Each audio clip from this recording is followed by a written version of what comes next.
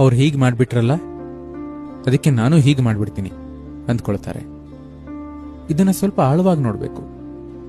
ಯಾವಾಗ ನೀವು ಇನ್ನೊಬ್ಬರಿಗೆ ವಿರುದ್ಧವಾಗಿ ನಡೆದುಕೊಳ್ತೀರೋ ಆಗ ನಿಮ್ಮ ಜೀವನ ನೀವು ಅಂದ್ಕೊಂಡ ಹಾಗೆ ನಡೆಯೋದಿಲ್ಲ, ಅವರು ಅಂದ್ಕೊಂಡ ಹಾಗೆ ನಡೆಯುತ್ತೆ. ಯಾವಾಗ ನೀವು ಇನ್ನೊಬ್ಬ ವ್ಯಕ್ತಿಗೆ ವ್ಯತಿರಿಕ್ತವಾಗಿ ನಡೆದುಕೊಳ್ತೀರೋ ಆಗ ನೀವು ದೊಡ್ಡ ಗುಲಾಮರಾಗಿ ಬದುಕ್ತೀರಿ. ಈ ರೀತಿ ದ್ವೇಷ, ವ್ಯತಿರಿಕ್ತತೆ ಅನ್ನೋದನ್ನ ಯಾವಾಗ ಆರಂಭಿಸ್ತಿರೋ ಆಗ ನಿಮ್ಮ ಜೀವನಕ್ಕೆ, ನಿಮ್ಮ ಒಳಿತಿಗೆ ನೀವೇ ಶತ್ರುಗಳು. ಯಾರು ತಮ್ಮ ಜೀವನಕ್ಕೆ, ತಮ್ಮ ಒಳಿತಿಗೆ ಶತ್ರುಗಳಾಗಿರ್ತಾರೋ ಅವರನ್ನ ಮಹಾನ್ ಮುಠಾಳರು ಅಂತಾನೆ ಹೇಳಬೇಕು. ಅವರನ್ನ ಬುದ್ಧಿವಂತರು ಅನ್ನೋದಿಕ್ಕೆ ಸಾಧ್ಯವೇ ಇಲ್ಲ.